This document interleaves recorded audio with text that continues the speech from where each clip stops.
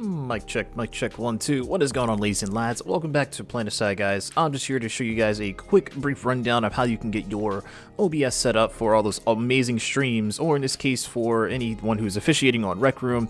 I know how tough it can be. Just a heads up to this next screen might hurt your eyes a little bit. If so, I do highly apologize. It's going to be a lot going on, so do bear with me, guys. But don't worry, I'll make sure you guys are all set and ready so you guys can get these awesome streams up. Let's hop right into it. Okay, so right away, you guys can obviously see all the mayhem that's happening right now. I do apologize for that. Just don't look too far into the endless hole right here. So first thing you want to do, obvious, if not obvious, is just download OBS. That's obviously the first step. Secondly, you want to go up ahead to your settings, top left. First thing you're going to be introduced with is general. This is ultimately up to you. There's nothing too important here that you have to worry about. Whatever settings you want to set up for this, that's your choice. Secondly, we're going to go ahead, but the biggest thing we want to do is go to stream. This is how you connect your Twitch account or YouTube account to your OBS. Now, I stream on Twitch myself, as you guys can obviously see from over here. So what I normally do is I will go to, what you have to do for Twitch standards is you have to go over to go on Twitch. You want to go into, I'm going to show you guys right here. You guys want to go ahead into your creator dashboard and then go to settings and then obviously go to stream. It will show you a primary stream key. Just copy it and then just paste it over to the OBS. Disconnection protection, you guys can look through all this stuff. I would highly recommend having copyrighted audio warnings if you guys are going to go that far. It's having any sort of music up, just so you don't have any trouble. Low latency is also my normal preference because it is very, it's really nice. Now we're going to head right bound back. Once you're finished with that, you choose your service you have between YouTube, Facebook, Twitter, but you can't use most of these, just Twitch or YouTube, whichever you guys prefer, and you'll be all set in that standard. Make sure you choose the right server as well. I normally have mine's connected, but I'm on the East Coast, so usually New York is my second go-to. But of course, I mean, again, auto is really just the way to go because it makes it a lot more easier, or they try to keep you in shape.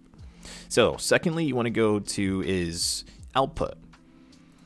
Output is pretty important because this is where you basically show off your screen to everybody else. You want your rescaled output to be what you can set it to, of course. So this is what they will see. Of course, setting it to, well, I can't actually click it because I'm not live. So 1080 is the way to go naturally, but with the more pixels that you have, the more your bitrate is going to be required for.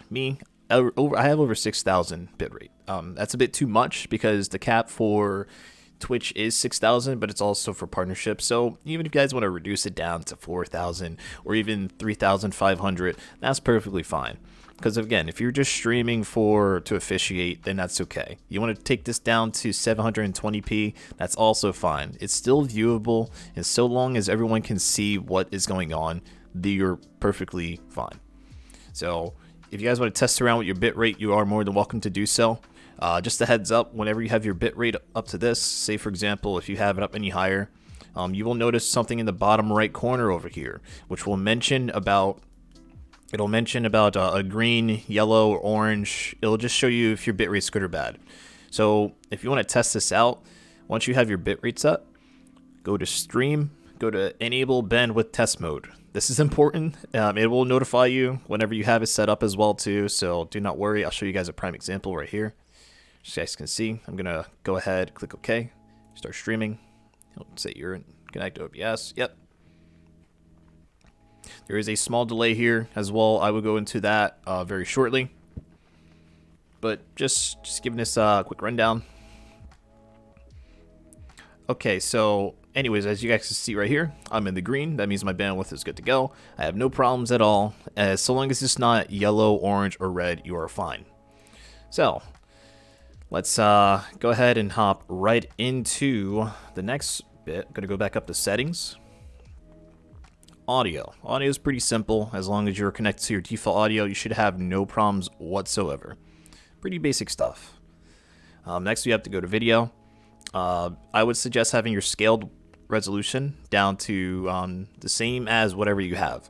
Me, again, 1080 is the highest to go. Anything higher will make it a lot more difficult for those on an Android or mobile phone or even a tablet to look at.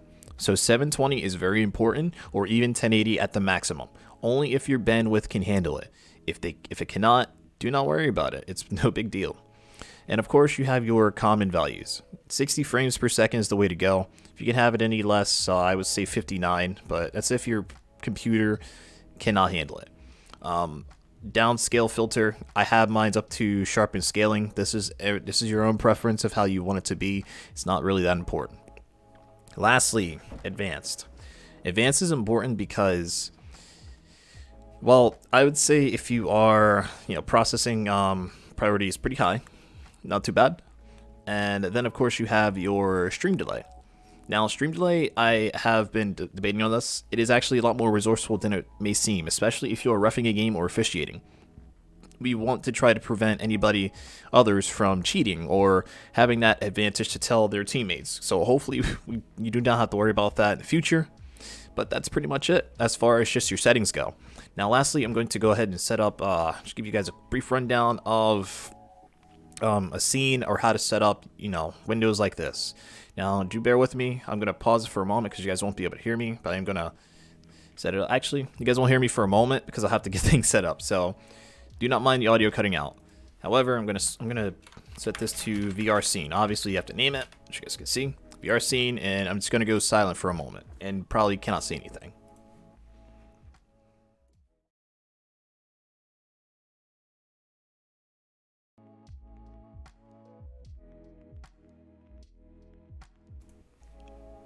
Alright, you guys should be able to hear me now as well too, which is great. Now, you guys are obviously wondering where the capture is. So, for every single one, as you guys can see right here, I had to put these sources in. Display capture obviously displays. A microphone and headset are obviously a lot more important as well, so that way they can hear you and hear what's going on around you, whether it be in the game or just on your PC overall. I have mine set to default, so it's no big deal. Now, these are the only two that you need to worry about. Lastly, I personally choose game capture for any kind of capturing that you have to do. There's display, you can choose display or anything else. But if you, let's say for example, I'm going to have mine set to rec room. I'm going to go to rec room, capture any, if you want to have it capture any kind of full screen, that's fine. You can have it capture any specific window as well too. So if you're just playing rec room or something else, you can have it specified to that. I wouldn't recommend it because it can get out of hand, but same thing for capture any full screen application. I don't mind specific window because I can always go over to my PC and just adjust it the way it is. So yeah, but once you have these three set up, that's pretty much it. These are the three basic tools that you need. Do not worry about display capture. It does not matter as much, but I need kind of have it front. It doesn't matter as much because it's just a display. Of course, if you want to go this route, I wouldn't per se recommend it because you can set this to a specific window as well if you really want to. But again, it's not recommended. Anyways, though, that's pretty much it.